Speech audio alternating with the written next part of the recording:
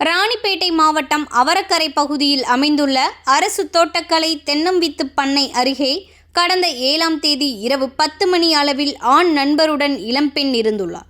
அப்போது அங்கு வந்த 3 நபர்கள் இளம்பெண்ணின் ஆண் நண்பரை சரமாரியாக தாக்கி கத்தியை காண்பித்து மிரட்டி அவரை அங்கிருந்து ஓட செய்துள்ளனர்.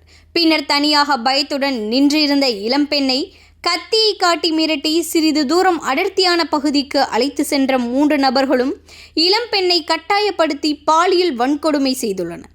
இதனைத் தொடர்ந்து பாதிக்கப்பட்ட இளம்பெண் தனது உறவினர்களுடன் சிப்காட் காவல் நிலையத்தில் புகார் அளித்த நிலையில் வழக்கு ராணிப்பேட்டை அனைத்து மகளிர் காவல் நிலையத்திற்கு மாற்றப்பட்டு பின்னர் ராணிப்பேட்டை மாவட்ட காவல் கண்காணிப்பாளர் ஐமன் ஜமால் நேரடி உத்தரவின் மேற்பார்வையில் ராணிப்பேட்டை துணை காவல் கண்காணிப்பாளர் இமயவர்மன் தலைமையில் காவல்துறையினர் இளம்பெண் தெரிவித்த தகவல் மற்றும் அங்க அடையாளங்கள், செல்போன் சிக்னல்கள் வைத்து குற்றவாளிகளை தீவிரமாக தேடி வந்தனர். இந்த நிலையில் அவரக்கரை பகுதியை சேர்ந்த சிவராஜ், ராஜா, பார்த்திபன் ஆகிய 3 நபர்களை காவல்துறையினர் பிடித்து தனியாக வைத்து தீவிர விசாரணை மேற்கொண்டபோது 3 நபர்களும் இளம்பெண்ணை கத்தியை காண்பித்து மிரட்டி பாலியல் வன்கொடுமை செய்த குற்றத்தை ஒப்புக்கொண்டனர்.